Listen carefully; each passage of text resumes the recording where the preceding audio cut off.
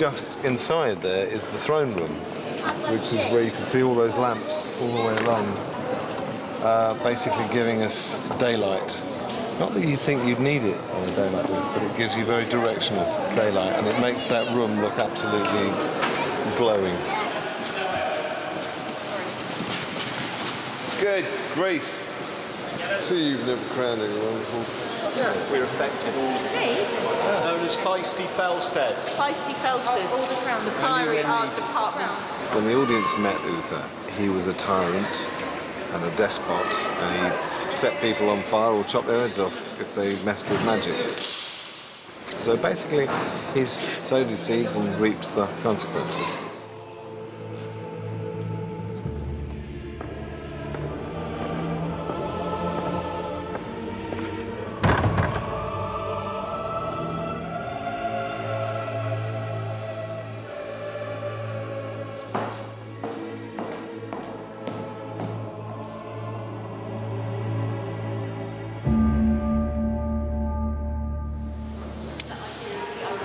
Trying not to breathe, trying not to move is very hard.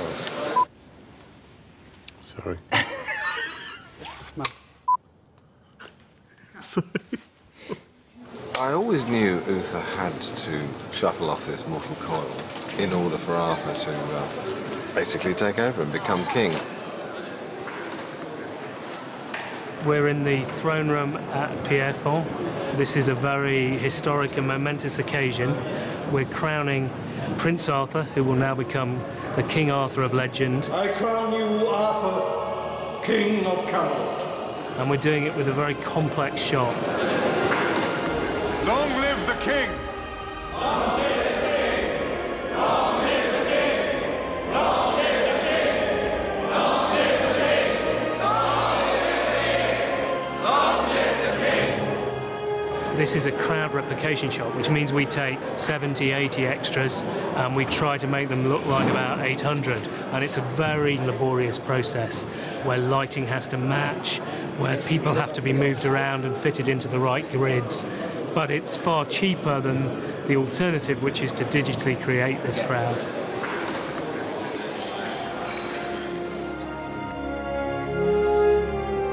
And by the sacred law vested in me, I crown you Arthur, King of Camelot. Long live the King! Long live the King! Long live the King! That's my son being crowned now. Long live the King! Long live the King! Long live the King! Arthur being crowned is a huge moment, largely because it's kind of what we've been working towards for the whole time the show's been going. I've been waiting for that crown for a while. Now it's going to be sitting in its right place. Long live the King! Arthur's come a long way from where we first met him, because he was not a very likeable guy when we first met him, but the aim has always been that he starts off at the bottom and gradually gets to become that king that we're all familiar with. There's something about you, Arthur Pendragon. Something which gives me hope for us all. As his father dies, there's nobody else of a family nature that he can turn to. And I provide a big shoulder for him to cry on, and he listens to what I say. So I have an undue proportion of influence at court. You have to take this. Bears the royal seal. In my absence, responsibility for the kingdom rests with you. What about your father? Should he die, you're to assume the throne. I'm just grateful you were here. You have so many different kind of tones to the show. There's the very banterish relationships, and then there's some very sort of quite serious moments that require a different kind of mindset. And then also you have this CGI element of having to use your imagination to pretend that the plank of wood that you're fighting is actually a fearsome beast.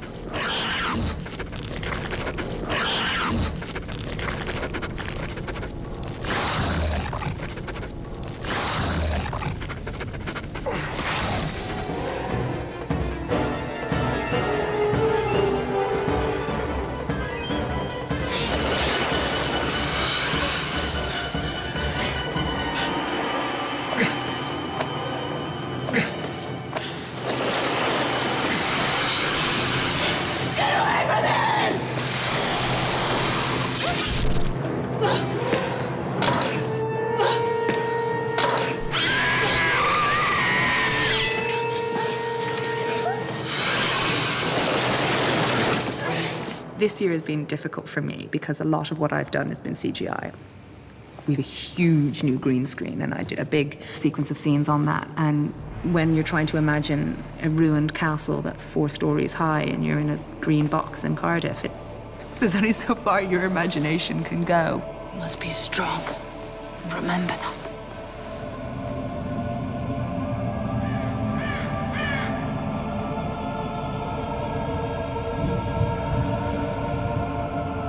Help me, Amrith. Please. Is this really what you wanted, Morgana? We start with, my hair goes on all these sticks. They're all wound up, so because it goes into dreadlocks, then they're left there to sort of set, and then they start on my face makeup, which is sort of halfway done now.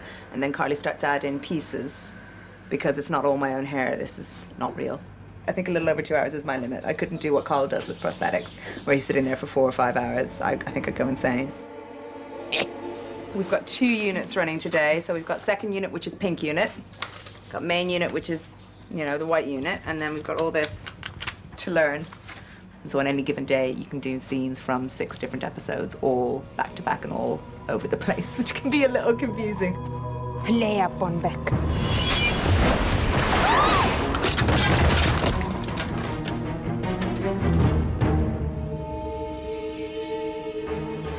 As you can see up here, this is our street.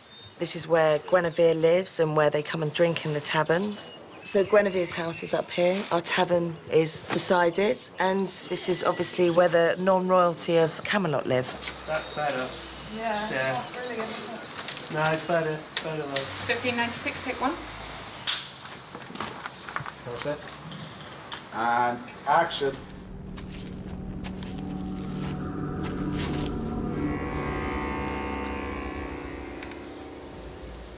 In this scene, Gaius has come to discover that Gwen has been knocked out and 2 guards are with her and they're dead, but he gets to her in the nick of time. Leave his hand there when we say Just freeze. absolutely still, like he's playing statues. Freeze!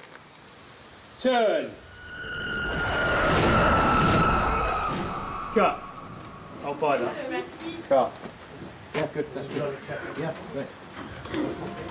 Check the gate. Thank you. Okay, for rehearsal and action.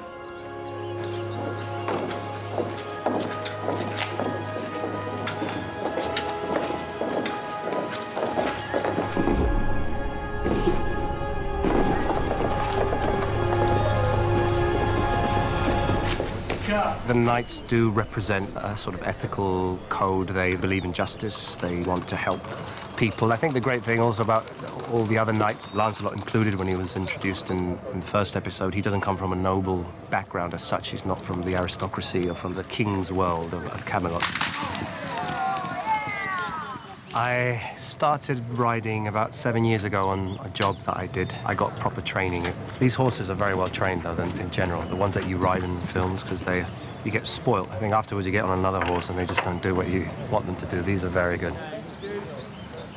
They said, hey, why don't you learn to ride a horse while we're filming the show? And I did. I really enjoyed it. French horses are so well trained that they actually make you look really good on a horse. The truth being, I'm distinctly average when it comes to horse riding.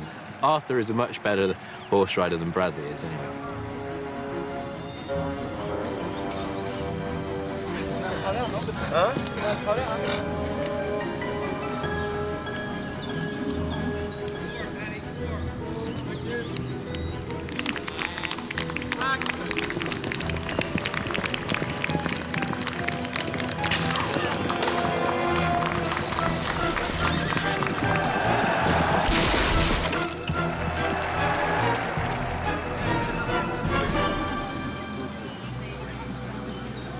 One of the riders is going to come off and his foot is caught in the stirrup. He'll be dragged by the horse and then he can actually release himself from that. But we've got a loose horse, so that's why up this end we've got grooms to catch the horse and stop it running around base. So it's a bit tetchy, but hopefully we'll catch the horse.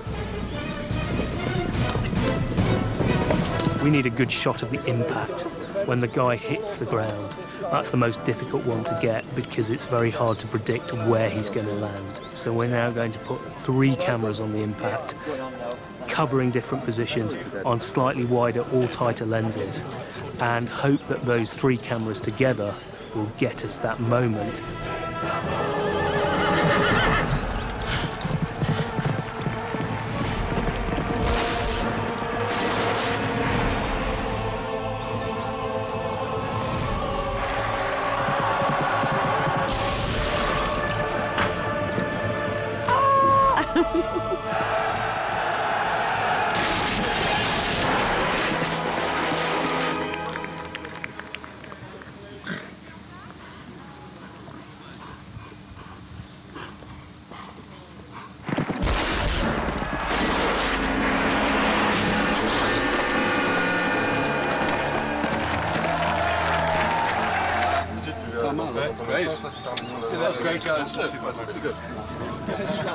It's not competing with British television. It's not got to be like British television. It's not a cop show. It's not set in a hospital.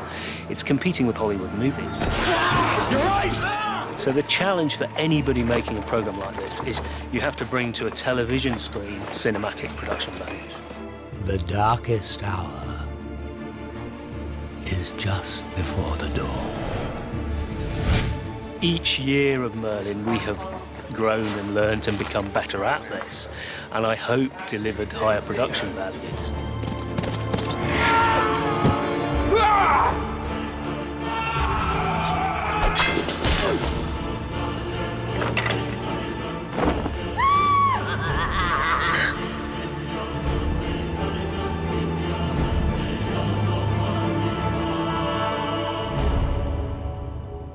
You are honest and brave and true-hearted.